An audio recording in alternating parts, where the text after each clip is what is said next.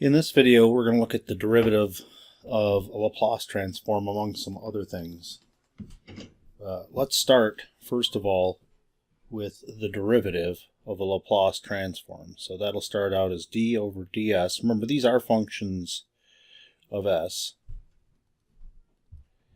Now, whenever I'm writing these things like that, we must be under the understanding that f of t is what they call an exponential order function, so that all the integrals will converge, and it's as continuous as needed to be in order for all of these theorems to work. So anyways, let's go ahead according to the definition of this. This equals d over ds.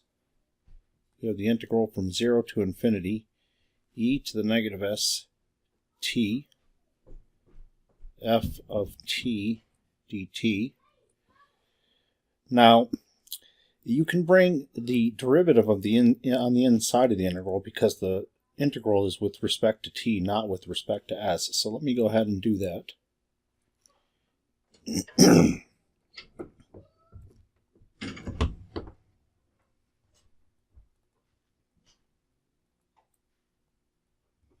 Everything else is a function of t inside of here, so the only thing that I'm taking the derivative of, really, then, is e to the negative st, as everything else is considered constant according to this derivative. So then, if I'm integrating with respect to t, I'll get e to the negative st, but then the derivative of the exponent. If it's with respect to s, then I'll get a negative t. And the other stuff, of course, was unaffected during that.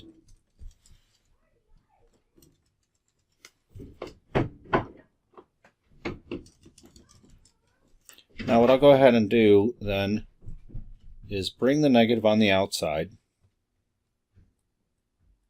And then what I'll do is pull the t and put it close to f of t so that you can see what's going to happen next.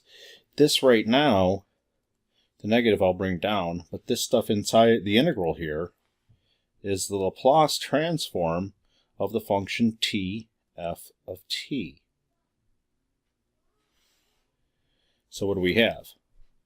I have d over ds, the Laplace of f of t equals negative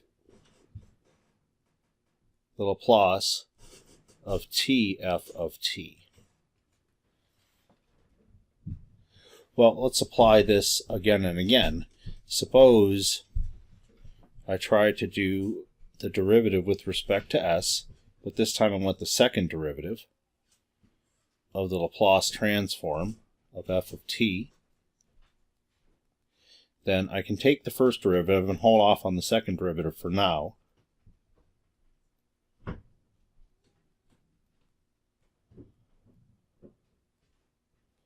And then go ahead and use this result to write the answer inside of the parentheses. So I'll get d over ds negative the Laplace transform of t f of t. And then the derivative, or the negative, is unaffected by the derivative. So let me pull that out.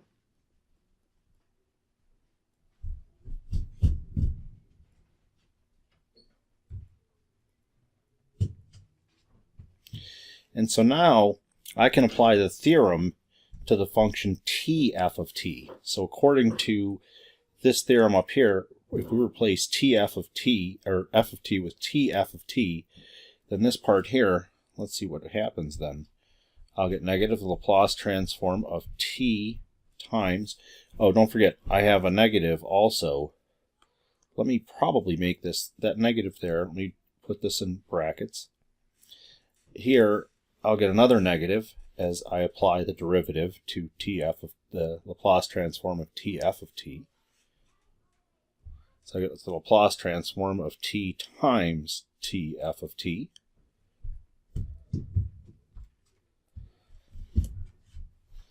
And so I have negative 1 squared, the Laplace transform of t squared f of t. I don't think it takes much imagination to determine then that if I want the nth derivative, which should look something like this,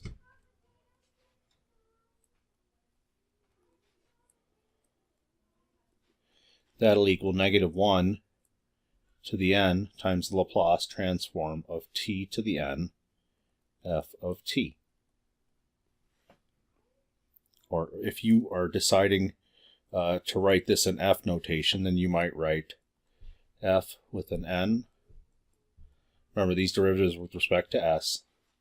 This will equal -1 to the n, the Laplace, t to the n, f of t. We could reverse this, and the Laplace of t to the n, f of t,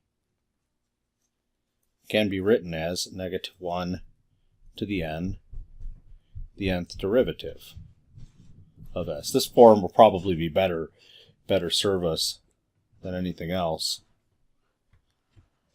But let's do some examples.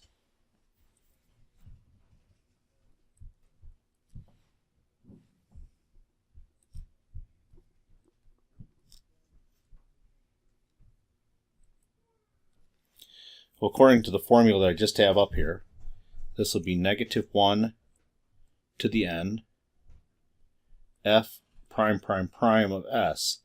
But then f of s we'll talk about will be related to the e to the t, not to the t cubed. So that'll be the third derivative of the Laplace transform of e to the t. So the f of s here is the Laplace transform of e to the t, and that is 1 over s minus 1. So accordingly, this equals -1, and that n should be a 3,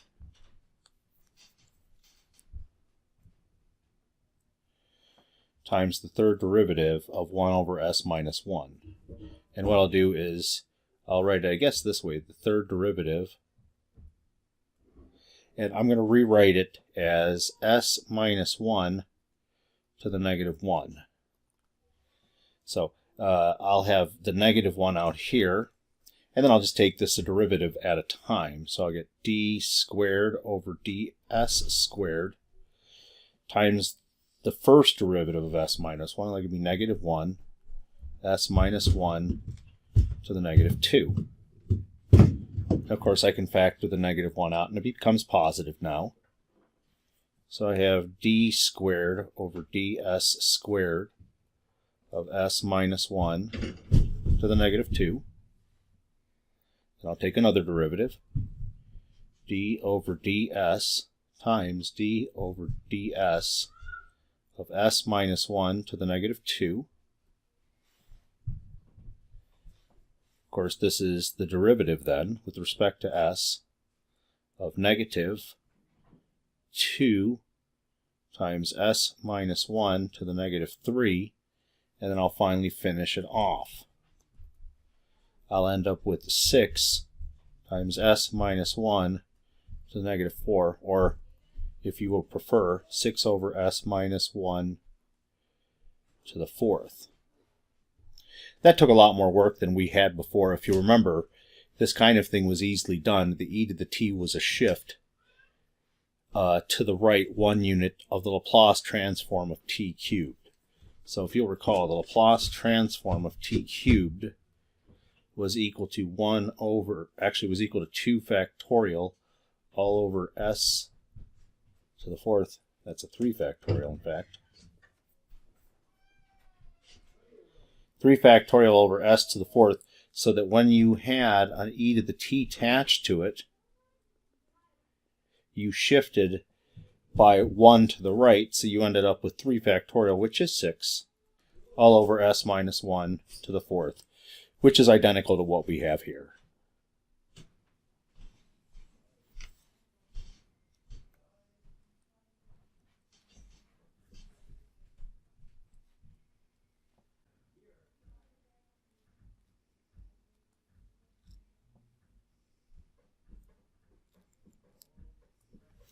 Here, this is a rather complicated one, so the way I'm going to feature it is to put a dot on the outside so that this is equal to -1 to the 1 times the first derivative of the Laplace transform of e to the negative 3t cosine 3t. Now, we know that the Laplace transform of cosine of 3t equals s all over s squared plus 3 squared. So this thing right here, this shifts to the left 3 units. So you've got to replace your s's with s plus 3's. The negative 1 to the 1 is just negative 1. I'll put a dot to make things easier for me to follow. This portion right here then will be s plus 3 divided by s plus 3 squared plus, well, 3 squared. I don't know if it will help me to leave it like that or not, but then let me continue. And here I'll just use the quotient rule for taking the derivative of this thing. So the rule is I take the derivative of the top first, so I get 1, leave the denominator alone,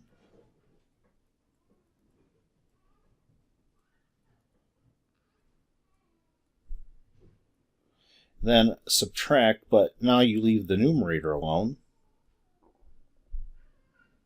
and then take the derivative of the denominator. Here it will be 2 times s plus 3, and then divided by the denominator squared.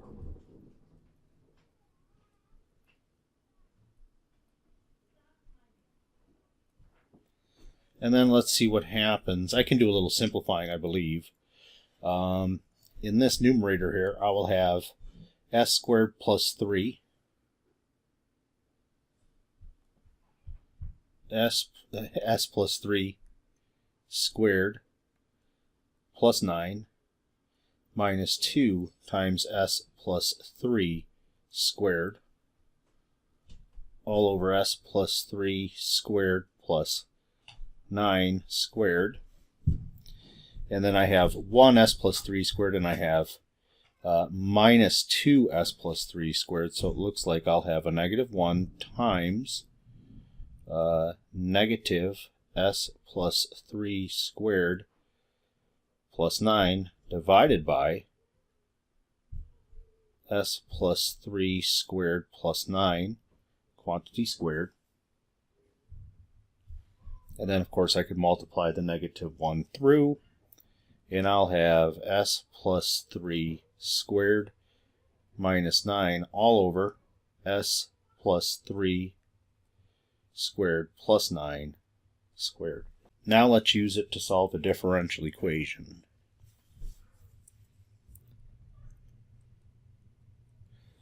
Suppose we have y double prime plus y equals f of t,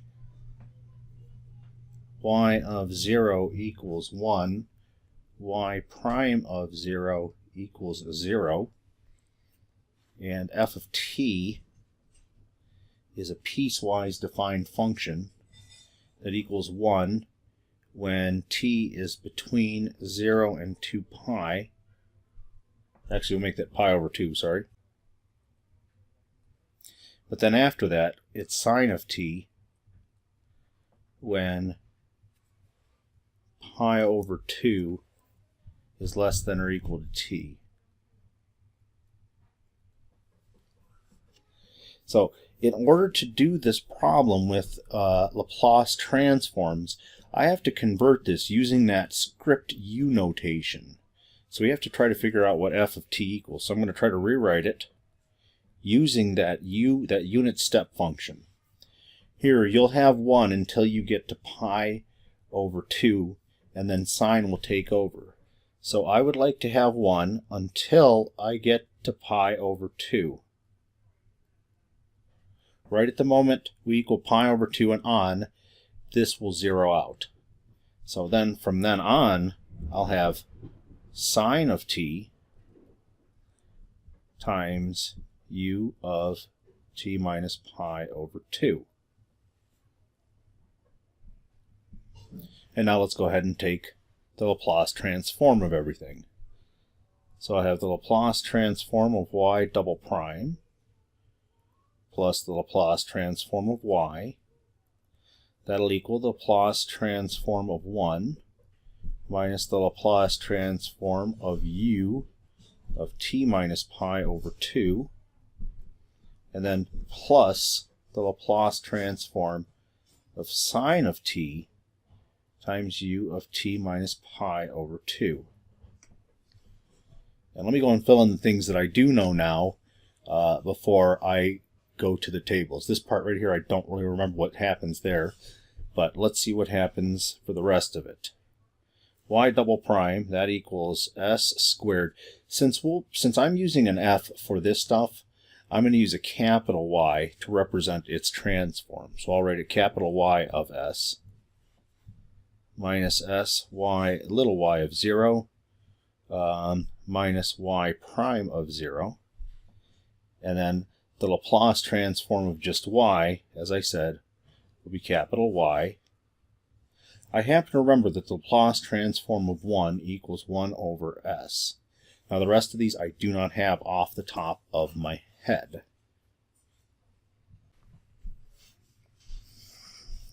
Alright, if you recall the way that these tables work, on the left will be the function and on the right will be its Laplace transform. So here I have the u of t minus pi over 2, so my a is pi over 2.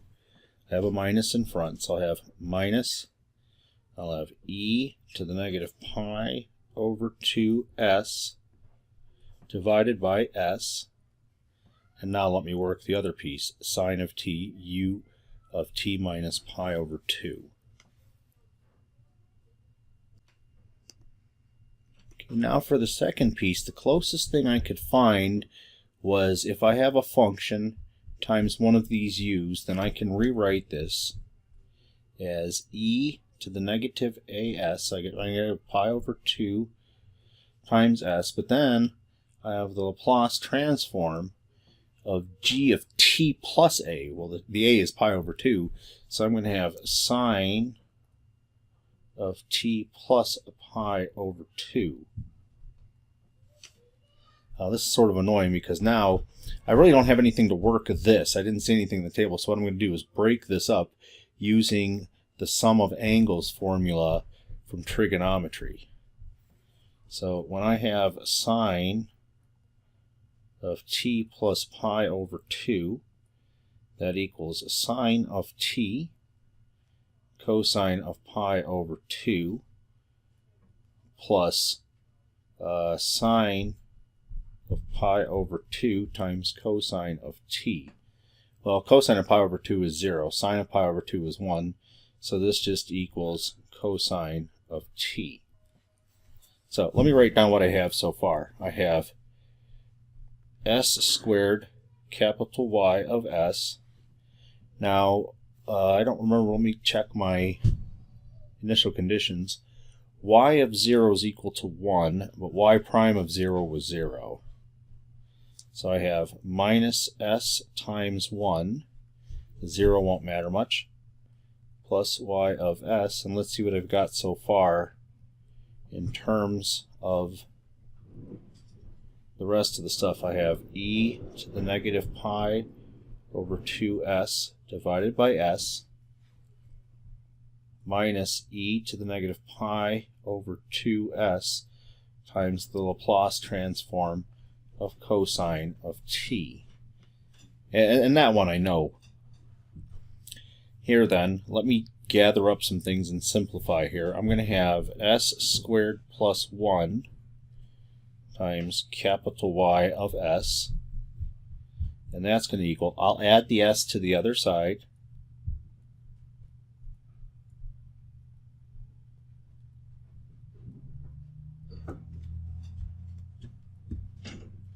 and as I said, I know what this is, the Laplace transform. By the time you're this far in the chapter, you probably have it memorized as well. S all over s squared plus 1. Here the k is 1, so k squared is 1. So I've got everything I need there. Let me go ahead and divide by s squared plus 1. So I have s over s squared plus 1. That's a nice one. We just did this one. When I go backwards, I'll have cosine of t for that piece. Then I have plus 1 over s times s squared plus 1. And then here, it's probably, since this negative pi over 2 represents some sort of a shift, it might be easiest to pull that out, e to the negative pi over 2s. And then inside, what do we have left over? I took the negative with me, so I'll have a 1 over s.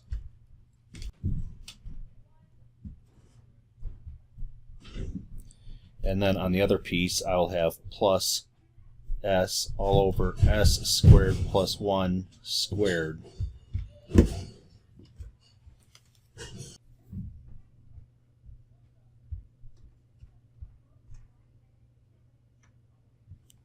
Now let me go ahead and fix this error here. There was a plus there.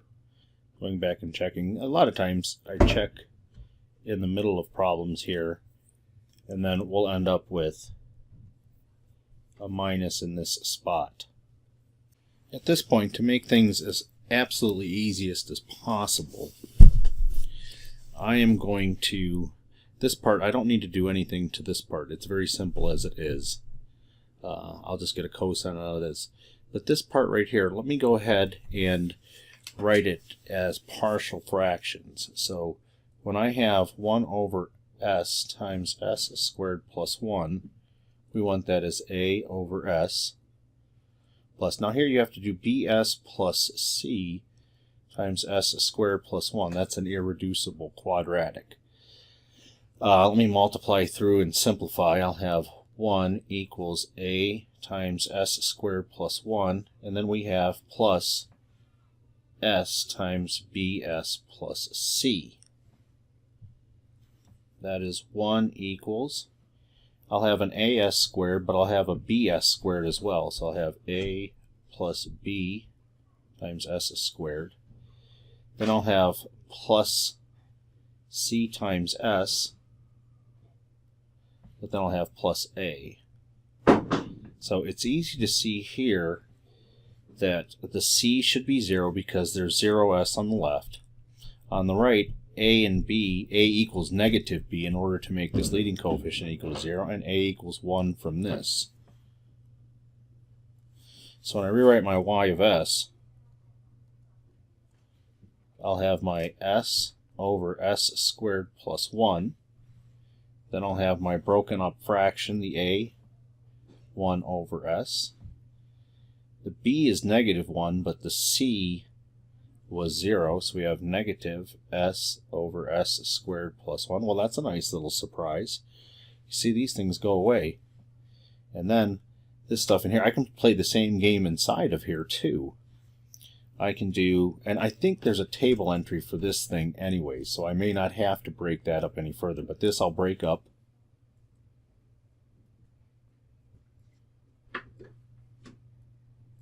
As we've just seen, it's 1 over s minus s over s squared plus 1. And we have minus s over s squared plus 1 squared. And then let's go ahead and see what our tables say for these things. Now remember, this thing up here represents a shift. Then if I'm ready to reverse things, here I'll get my y equals the inverse Laplace of 1 over s minus the inverse Laplace of e to the negative pi over 2s. And I don't know if I want to do it singularly or not, but maybe not. Let's see what happens. 1 over s, and see how much I can handle on one shot.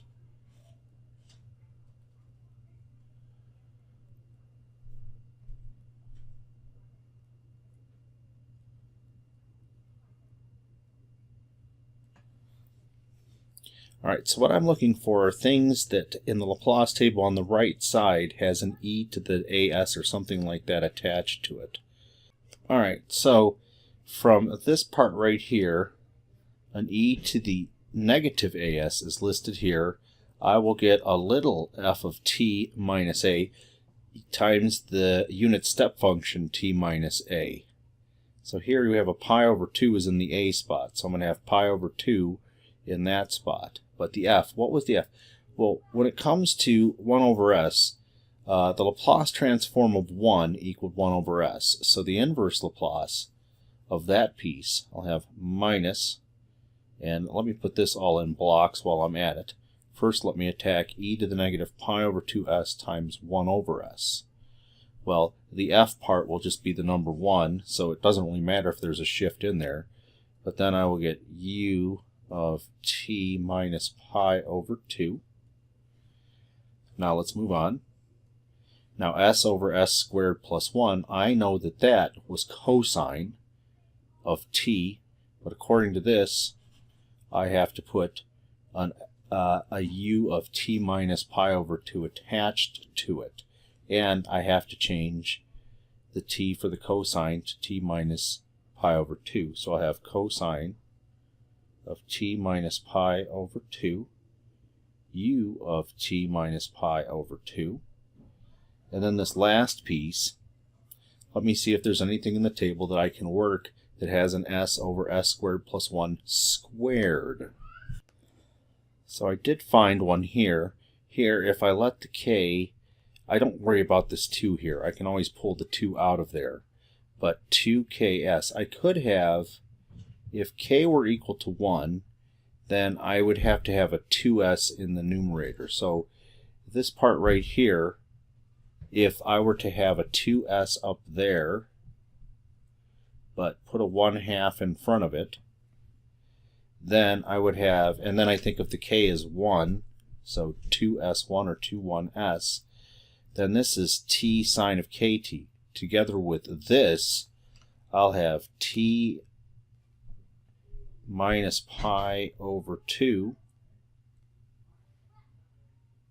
sine, and k is 1, so sine of t minus pi over 2, and I will have to attach to that u minus t, u of t minus pi over 2. So let's go ahead and try to make this more reasonable. Here I already know that's equal to 1. This stuff over here, I have negative u of t minus pi over 2. So this, as you know, this just means that it goes y is equal to 1 until I get to pi over 2, and then this piece zeroes out after that. Then I have plus cosine of t minus pi over 2, u of t minus pi over 2, and then I have plus t minus pi over 2 sine of t minus pi over 2, u of t minus pi over 2. And I have forgotten this guy right there, that 1/2. So that needed to be here. And so then down here, I will have plus 1/2.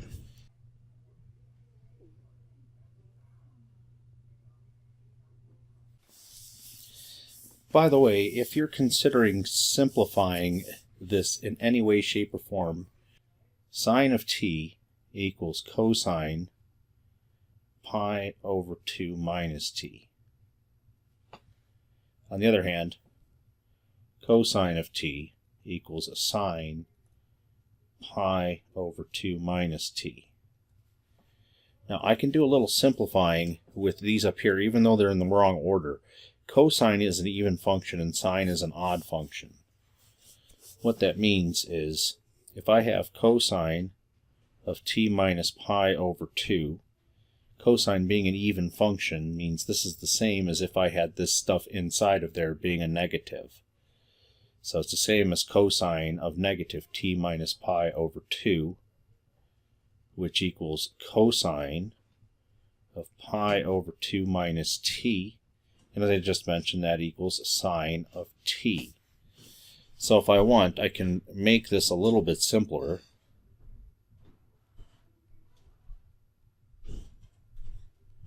by replacing the cosine with just sine of t in here.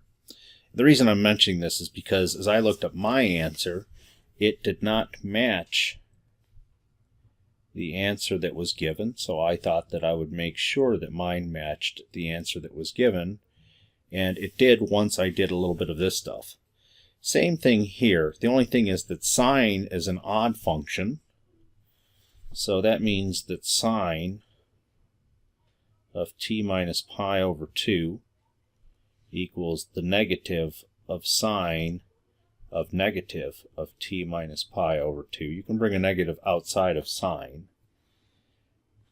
That equals negative sine of pi over 2 minus t, and that equals negative cosine of t.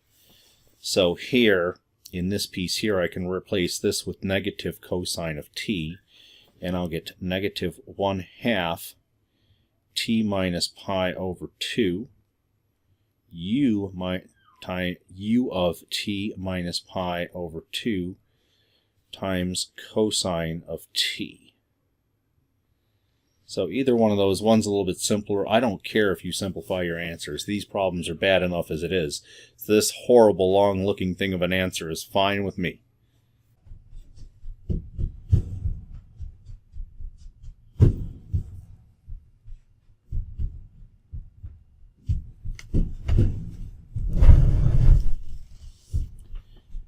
For my next example, let's try to solve 2y double prime plus ty prime minus 2y, and that's equal to 10. And our initial conditions are that y of 0 equals y prime of 0 equals 0. So as usual, let me go ahead and take the Laplace transform of both sides.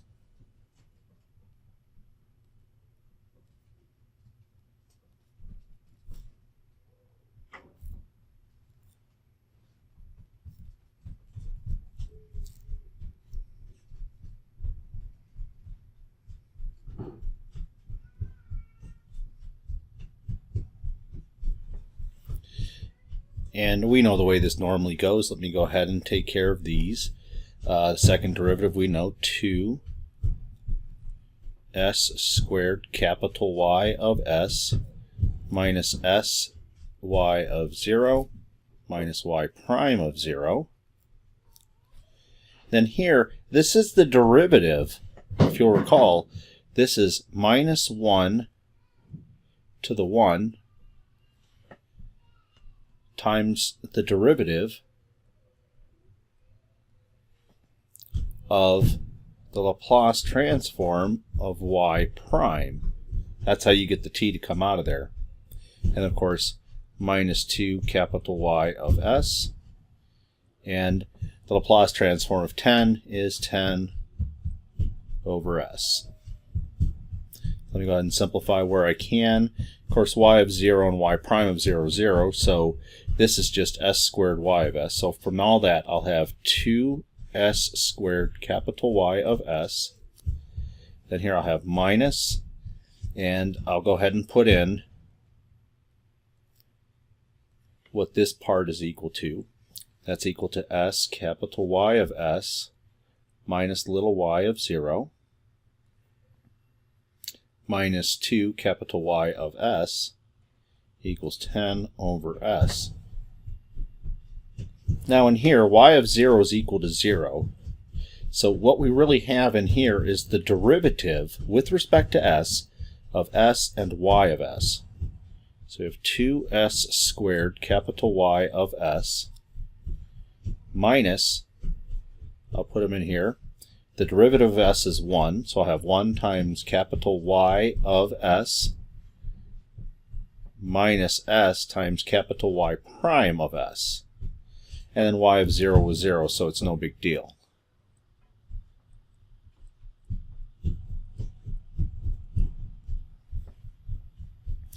And here, let's see how this cleans up, if at all. I have 2s squared capital Y of s minus capital Y of S plus S y prime of S minus 2y of S, that equals 10 over S.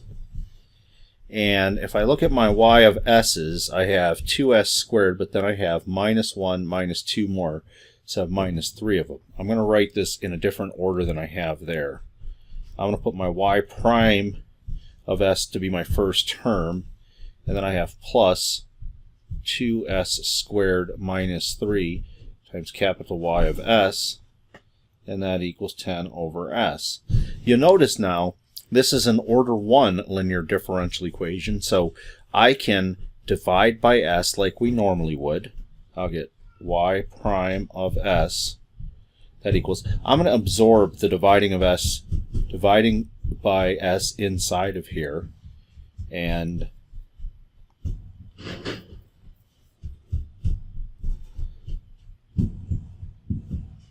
I should be careful up here. Did you notice this? There's no minus in that problem. There's a plus there. That means I will have a minus here. And so there will be a minus out front. So I'll be dividing by negative s. So I'll have 2s squared over negative s will give me negative 2 over s. And then plus, nope. If I divide this by s, I'll get 2s. And then when I divide the negative 3 by negative s, I'll get plus 3 over s. Y of s equals 10 over s. Now it's at this stage that you should remember that you use an integrating factor to solve one of these types of equations. So if you remember an integrating factor, an I dot f would be e to the integral of negative 2s plus 3 over s ds. And that equals e to the negative s squared. And here this part will be 3 ln s, which I'll choose to write as ln of s cubed.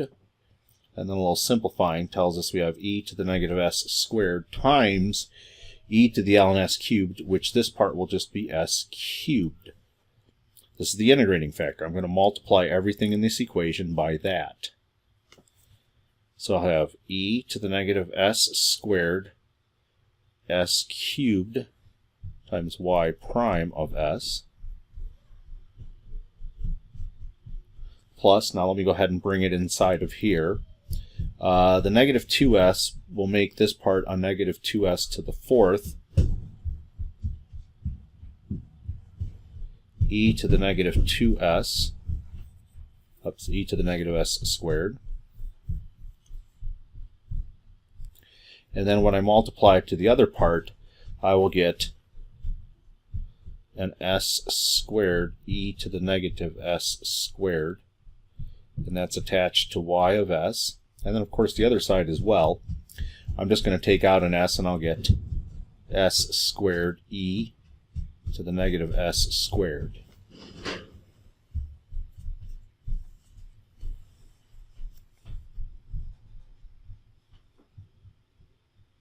And once again, more errors. Divide through by negative s. I should have also done it to this side. So then, with that in mind, that will change my right-hand side to negative s e to the negative s squared times 10. Here, because the s cubed and the s squared cancel most of the s's. Now, believe it or not, this stuff in the parentheses is the derivative of this stuff out here. Just take a moment and see. If I first take the derivative of e to the s squared, I'll get negative 2s e to the negative s squared times s to the 4th. That will give me the negative 2s to the 4th e to the negative s squared. On the other hand, if I take the derivative of s cubed, I will get 3s squared. Look, there's a 3 supposed to be there. I will get myself 3s squared e to the negative s squared. So that is in fact the derivative of all that. And so the left-hand side becomes d over ds of e to the negative s squared times s cubed, capital Y of s, and that equals, this side I'll write in a more reasonable fashion, negative 10s e to the negative s squared. So I can proceed to integrate. E to the negative s squared times s cubed capital Y of s will equal negative 10, the integral, s e to the negative s squared ds. For this I can use a very simple u du combo. So u can equal negative s squared, du can equal negative 2s ds. Or better yet, negative 1/2 du equals s ds. That takes care of that part there. So I will be left here then with e to the negative s squared, s cubed, capital Y of s, equals, now if I think of this negative 10 as 5, and then inside of here, to make my integration so easy, I'll go ahead and put a negative 1/2 du inside of here. So that's the s ds part of this stuff.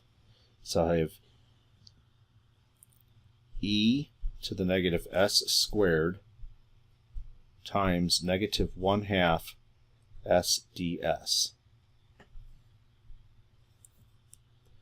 That equals 5. Now go ahead and switch to u notation. E to the u du. 5 e to the u plus a constant. And then when I replace my u, I get 5 e to the negative s squared plus a constant.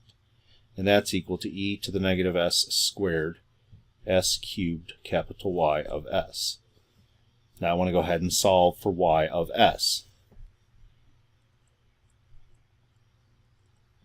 Y of s equals then, if I multiply through by the inverse of all of this stuff, that'll be like e to the s squared, which will wipe that out, but I'll get s to the negative 3. So I get 5 over s cubed plus c e to the positive s squared times s to the negative 3. Now, while this may or may not be possible to do an inverse transform of this, one thing you should know, there's a theorem that is cited in your book that goes like this. It says the limit as s goes to infinity, y of s equals 0. So, with that in mind, if I try to, and that's the only way, that's the only way that these, without this happening, none of those integrals are converging. So, with this in mind, let's apply that limit to this. So if I have the limit as s goes to infinity of capital Y of s, that equals the limit as s goes into infinity, 5 over s cubed, plus the limit as s goes to infinity, c of e to the negative s squared times s to the negative 3. Now, like I said, this theorem that was cited somewhere in the book, that should be 0. As s goes to infinity, this piece will be going to 0. So that forces this stuff to equal 0. I can pull the constant out.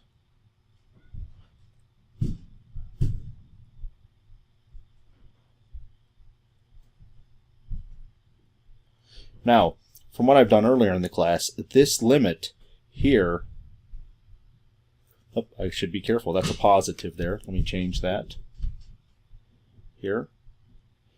This piece here is going to infinity. It's going to infinity so fast that this whole thing equals infinity, which means that if c is anything but 0, this whole thing will be plus or minus infinity.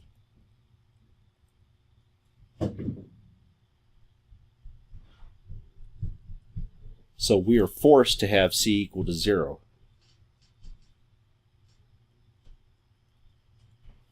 with that in mind, let me go back to my equation. Capital Y of S equals 5 over S cubed. And so little y equals the inverse Laplace of 5 over S cubed. And one of the theorems we had, I needed to have 2 factorial over S cubed. So I'll go ahead and put that out front, 1 over 2 factorial. And I'll bring the 5 out front too. So inside of here I get the inverse Laplace of 2 factorial all over S cubed. And so we know this to be 5 over 2 times, this right here is just t squared. There's a secondary important idea presented in this section, and that's the notion of a convolution. In my lifetime, I've seen these in 2 different instances. One involved Fourier transforms, and another involved actuarial science. So they do have uses, and I'm sure they have a lot of other uses besides the 2 that I just mentioned. But it looks like this. And once again, always keep in mind that these 2 things are continuous piecewise, at least piecewise continuous functions on the interval from 0 to infinity. And the definition looks like this: 0 to t, f of, now this may seem kind of odd, but this letter here is tau, g of t minus tau d tau. So the integration is with respect to tau. The limits of integration are 0 to t. So as an example of this, let me just do one real quick. Example 5, suppose I wanted to do cosine of t convoluted with sine of t. Well, according to this definition then, that'll go from 0 to t. My f then will serve as the first thing here is cosine of t, cosine of tau in fact, and then I'll have sine of t minus tau d tau. Now in order to go on and figure what this is, I'm going to break this up according to the double angle formula or the multiple angle formula for sine. And so I have the integral from 0 to t cosine of tau. Then I'll have the way this formula works is you have sine of t cosine of tau minus sine of tau cosine of t dt. And I'm going to break this up.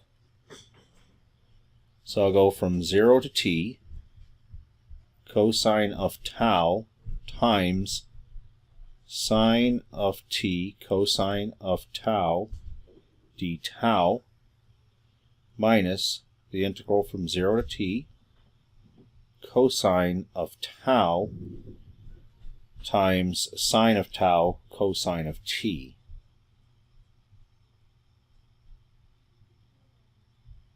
D tau. Now since tau is the variable of integration, I'm going to pull out those things that just have t in them. So I'll pull out the sine of t. So I get sine of t times the integral from 0 to t cosine squared of tau d tau.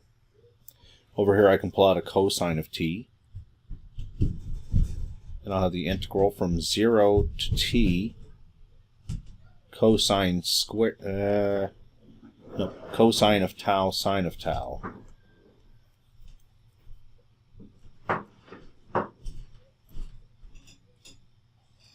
D tau. I'll use the formula, one of the trig formulas for cosine squared in order to help me integrate this thing. I'm going to move over to the left so I have more space. I'll have sine of t, the integral from 0 to t, 1 plus cosine of 2 tau, all over 2 d tau, minus cosine of t. Now for this part here, I'm going to use a u du combo. And in fact, I'm not going to use the normal one. I'm going to let u be cosine of t. Most people would do sine of t, but check this out. Cosine of tau du will equal negative sine of tau d tau. That way, what I can do is make this a plus and then pull the negative inside of here. That way I have my u, and then this is just du. So I'll have the integral then. As I do a substitution like this, I have to change also the limits of integration. When tau is equal to 0, u equals cosine of 0, which is 1. Then when tau equals t, u equals cosine of t. And then here, of course, will just be u du. I'll factor the 1/2 out front. I'll have 1/2 sine of t, integral 0 to t, 1 plus cosine of 2 tau d tau, minus, I'll get 1/2 over here too, 1/2 cosine of t, and then I'll have u squared, and that thing will be going from 1 to cosine of t. So I get 1/2 sine of t. Then in here I'll get tau, and then I'll get plus 1/2 sine of 2 tau, and that will go from 0 to t. On the other hand, here I will get minus 1/2 cosine of t times cosine squared of t minus 1. And let me go ahead and plug in my t's. I'll get 1/2 sine of t times t plus 1/2 sine 2t minus 1/2 cosine of t times cosine squared of t minus 1.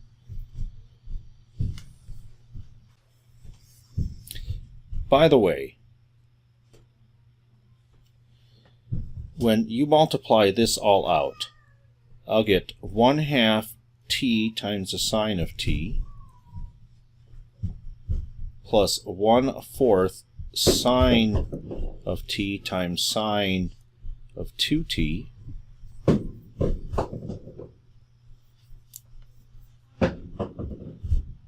minus, now inside of here you may notice that this is negative sine squared of t.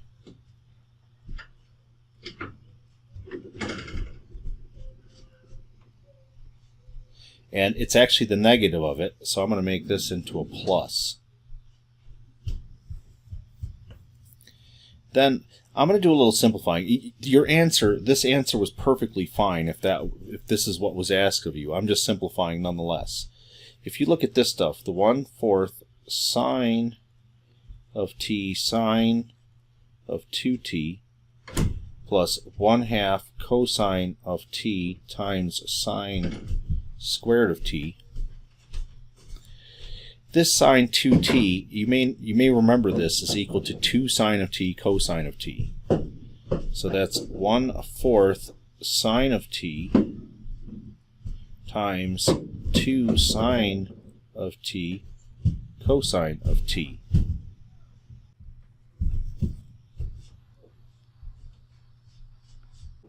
Coming back, I see here there was a plus there. That should be a plus. I'll fix it throughout. Plus, and the thing I spent time on fixing should be a minus.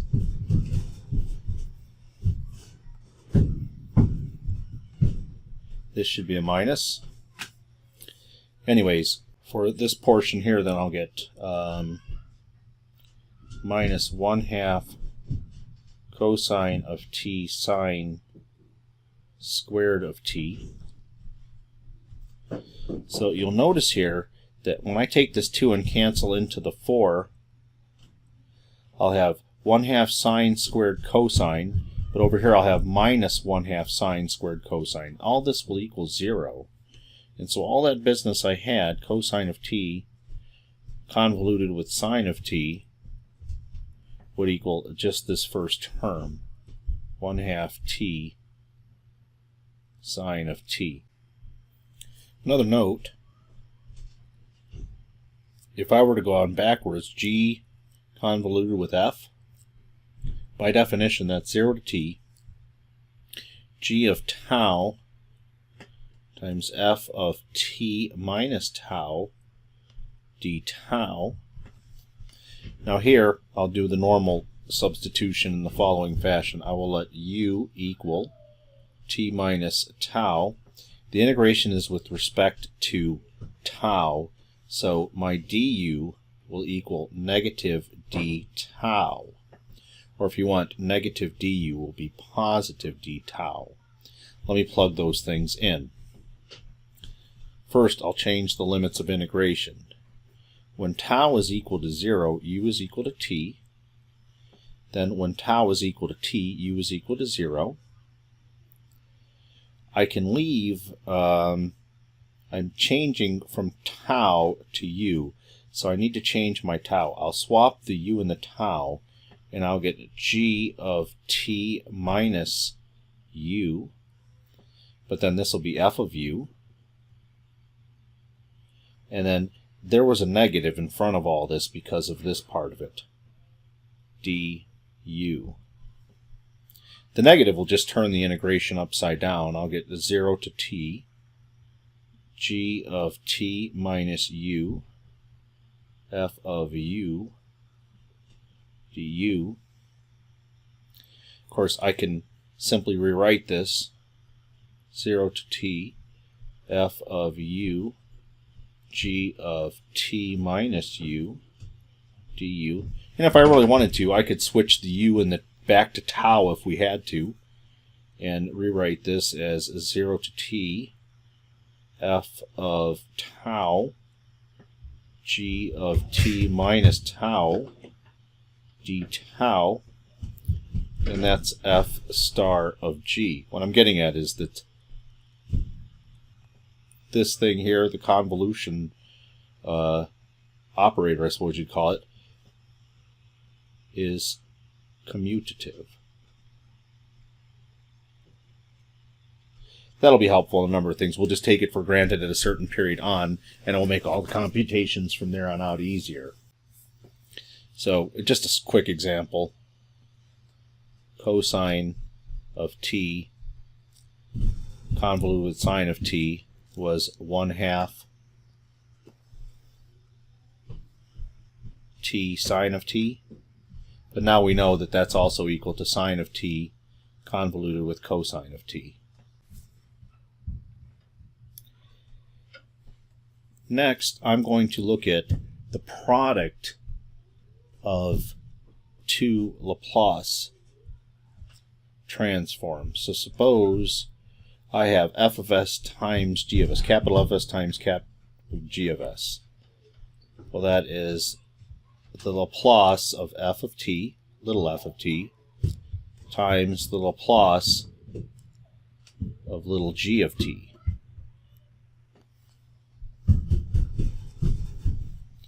Of course, let me go ahead and throw in the definition. E to the negative st f of t dt from 0 to infinity times the integral from 0 to infinity e to the negative st g of t dt. Those are by the definition. Now, what I want to do is try to move these integrals, things in and out of integrals and stuff like that. And to facilitate that, it would be best if I do not use the same letter for my integration on both of them. So what I'm going to do, also in anticipation of the result that I'm going to get, I'm going to change the first variable to a tau,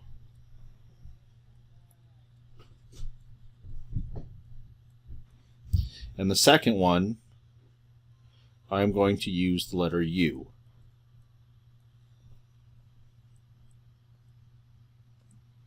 this is just so I can differentiate the integrations, because I'm going to try to get this together and manipulate the integral somewhat.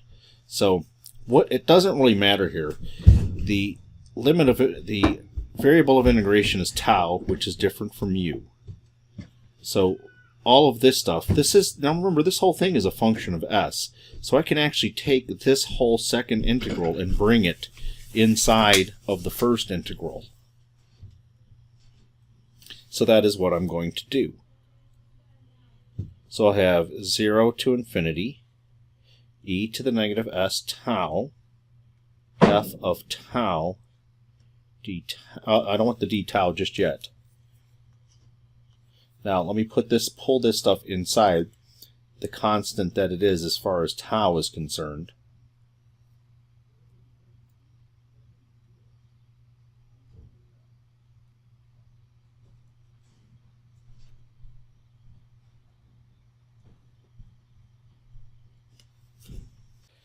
Now, as far as this integral is concerned, this one right here, neither s nor tau are involved in the integration, so I can pull in the e to the negative st inside of this integral.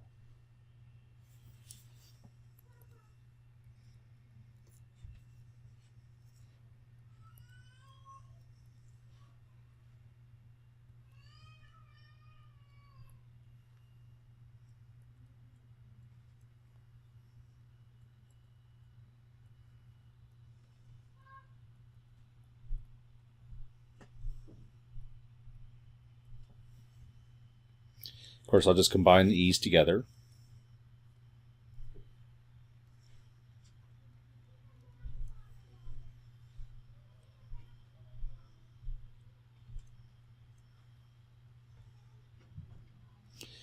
Since they have the same base, I can add the exponents, but then I'll factor out the s, and I'll get a tau plus u up there, times g of u du, and then d tau.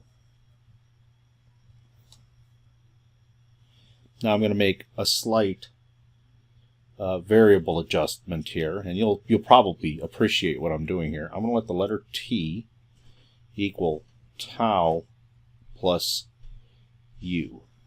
And I'm talking about this inner integral here, so it's with respect to u. So when I do my dt, that'll equal du. Let's go ahead and see what happens there. The reason I'm doing is because this is going to make it an e to the negative st. I'm targeting. You can see I'm trying to work towards something here. Like 0 to infinity, f of, and I got to be careful. This happens to me quite, not often, but it will happen to you too if you use the same letters I do. Need to keep these as tau. Tau. Tau. Now let's go ahead and throw this in here. Now u starts at 0, so when u is equal to 0, t is equal to tau. Then when u is infinity, t is infinity. I'll get e to the negative st g, and now I'll replace u with t minus tau. Well, actually, I want to solve for u, so I'll get t minus tau. And then I'll have dt. And then I'll have d tau out there. Now, in any type of a problem like this, what you're ultimately going to try to do is to switch the order of integrations. Let me write this as as a double integral. But as I can do before, tau is not anywhere involved in t. So I can do 0 to infinity, and then I have tau to infinity.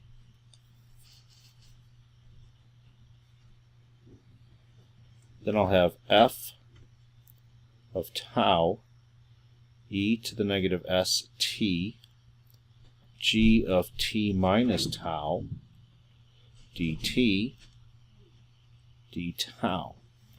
Any theorem or any problem that you're trying to do usually will involve switching the order of integration.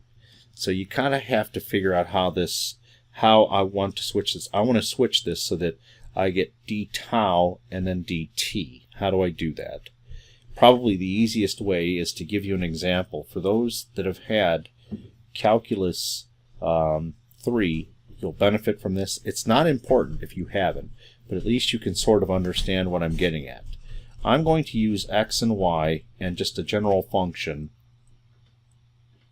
so that you understand. Now what we have is t and tau are the variables here, so that's like x and y. That means what I have here would be a y to infinity, and then I would have a 0 to infinity. This little function here is absolutely unimportant. Now the way you try to figure out the switching of the integrations is to make sure that if you switch the integrals, it has the same area of integration. Since it's two variables, you're not just integrating along a line, you're integrating along, you're integrating over a region.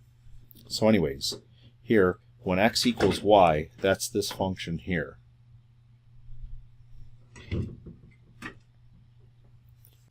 So the way this works is when it comes to the variable x, it has a lower limit of y, but it goes off to infinity. Well, this here is y, x equals y. So the region we're talking about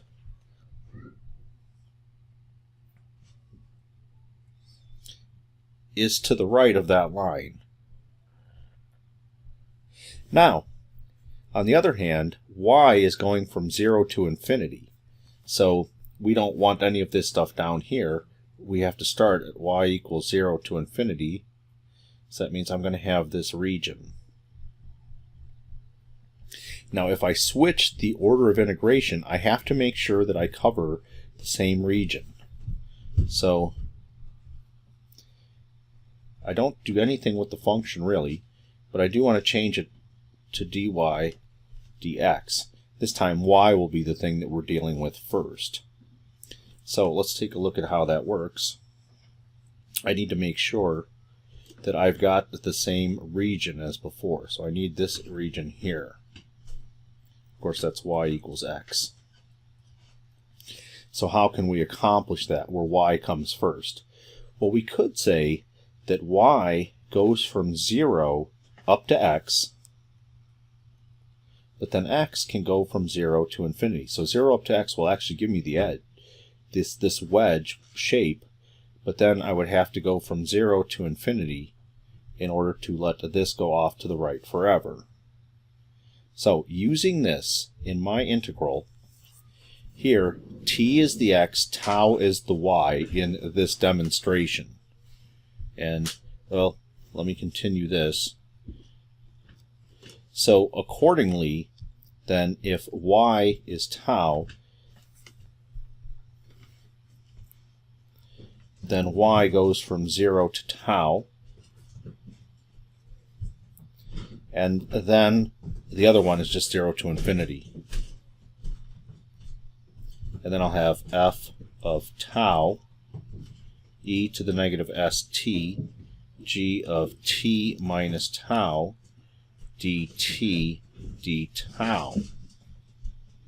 Oops, no, I switched them, sorry. D tau dt. Now I can bring out e to the negative st out front because it doesn't have anything to do with tau.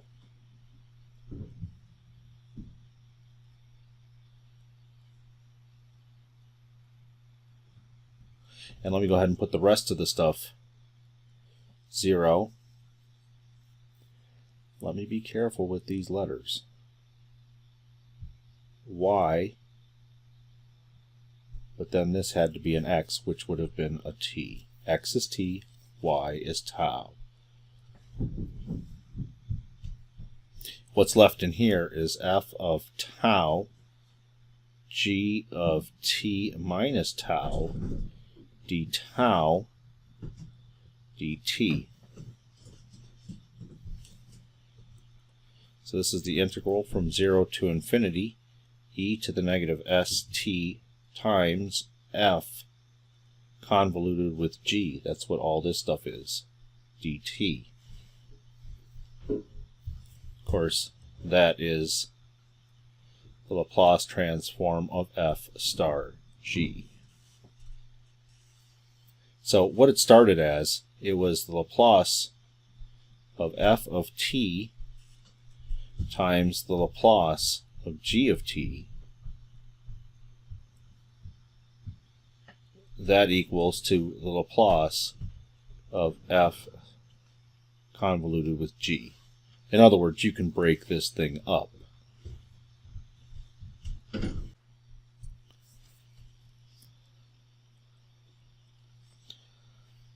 So, Laplace transform of cosine of t, I'm just going to start saying star sine of t, is equal to the Laplace transform of cosine of t times the Laplace transform of sine of t. And of course, cosine is s over s squared plus 1. Sine of t is 1 over s squared plus 1.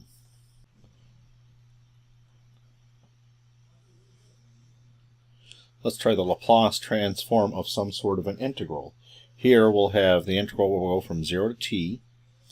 We'll have cosine of tau d tau. Well, the way you've got to remember this is you have to have, the way the function's got to be set up for it to be a convolution is this. You've got to have f of tau times g of t minus tau d tau. The way you can apply this to just a straight up integral like this is your f of t could be cosine, but this also will work for the following function. If, suppose, your g of t was just the constant 1 function, then it really doesn't matter what this part is. So this then will equal the Laplace of cosine of t times the Laplace of 1. That will equal s over s squared plus 1 times 1 over s. And there you have the Laplace transform of an integral.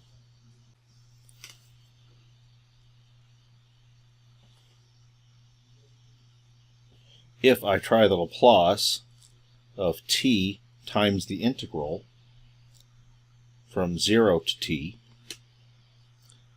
tau e to the negative tau d tau, well, first I have t times this, so I can make use of the theorem that says it's minus 1 to the 1 of the derivative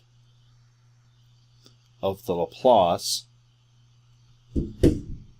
0 to t tau e to the negative tau d tau.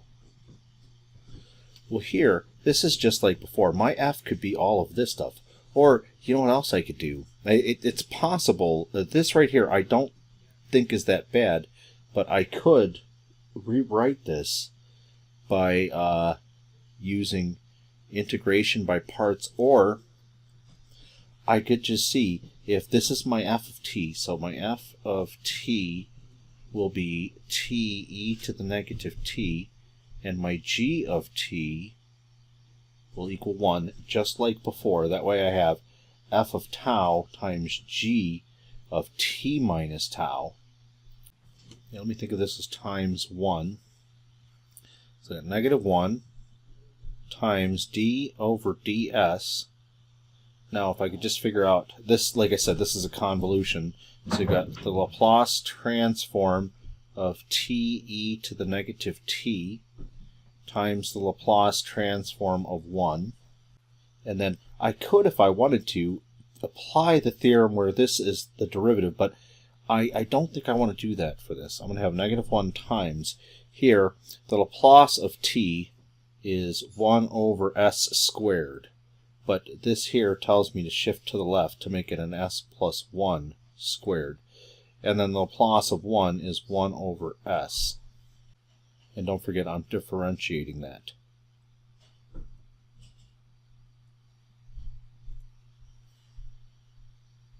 I think to make things easier for me here, I'll have a negative 1 d over ds.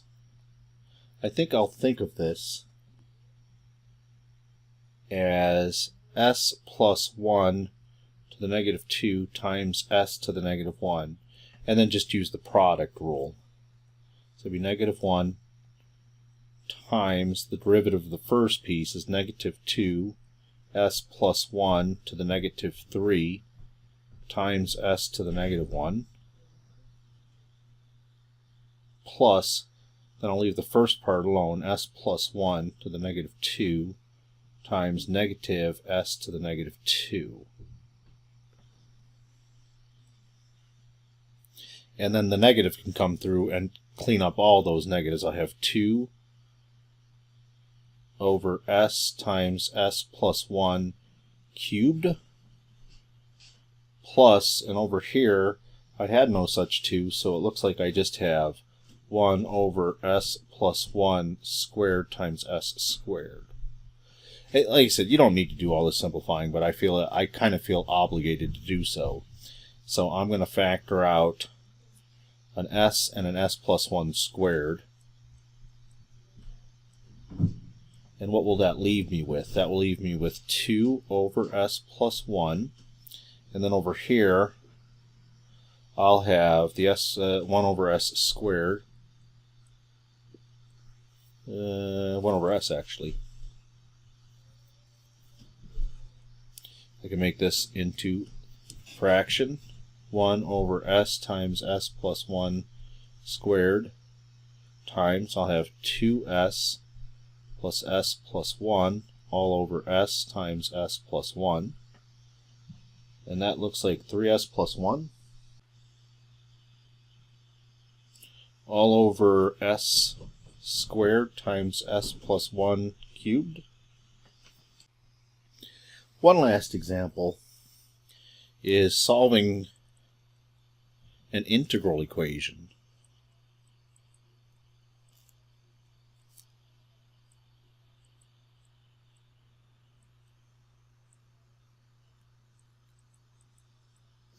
And for this, here's the thing, solve. Here I have f of t equals 2t minus 4, the integral from 0 to t, sine of tau, f of t minus tau d tau. And the way we do this is just like before, what I'm going to do is take the Laplace transform of both sides. So I have the Laplace transform of f of t equals 2 times the Laplace transform of t minus 4 times the Laplace transform of that integral. Sine of tau, f of t minus tau d tau. Of course, we'll use capital F of s to represent this. We know what t is, so the Laplace transform of t, 1 over s squared. Then I have minus 4. This is the convolution of sine with f. So I'll have the Laplace transform of sine of t times the Laplace transform of f of t. Let me simplify a little bit. Capital F of s equals 2 over s squared minus 4. Now we know what the Laplace of sine of t is. That's the one that's k over s squared plus k squared. The k is 1 in this case. So I have 1 over s squared plus 1 times, and this we just call capital F of s. And as we always do with these things, I'll take my f of s's to one side. So I have f of s plus 4 over s squared plus 1 f of s. And that'll equal 2 over s squared. I'll factor out the f of s. And I'll have 1 plus 4 over s squared plus 1. That equals 2 over s squared. Let me make this into a simple fraction inside of those brackets. F of little s. times, when I do that, I'll have s squared plus 1 plus 4. I'll have s squared plus 5 divided by s squared plus 1. And that equals 2 over s squared. At this stage, none of this should be a problem with what I've been considering the complications, the problems we've been having. Capital F of s equals 2 over s squared times s squared plus 1 over s squared plus 5. So if I want to find my little f of t, then I'll have to take the inverse Laplace of that expression. I'm going to multiply it through. It might yield easier results if I do this.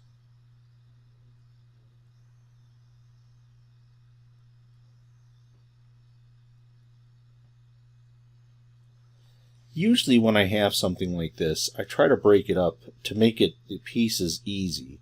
So for example, I might write this as 2s squared all over s squared times s squared plus 5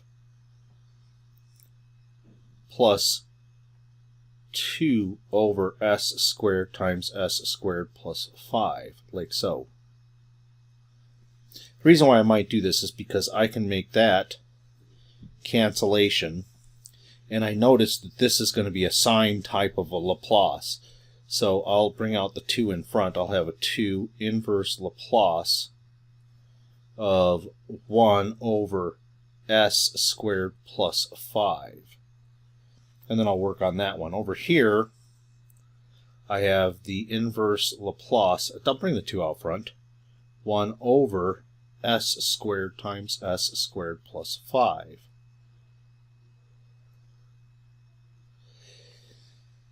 Now for this part, I know that this is a sine type of an inverse Laplace. Sine s squared plus k squared.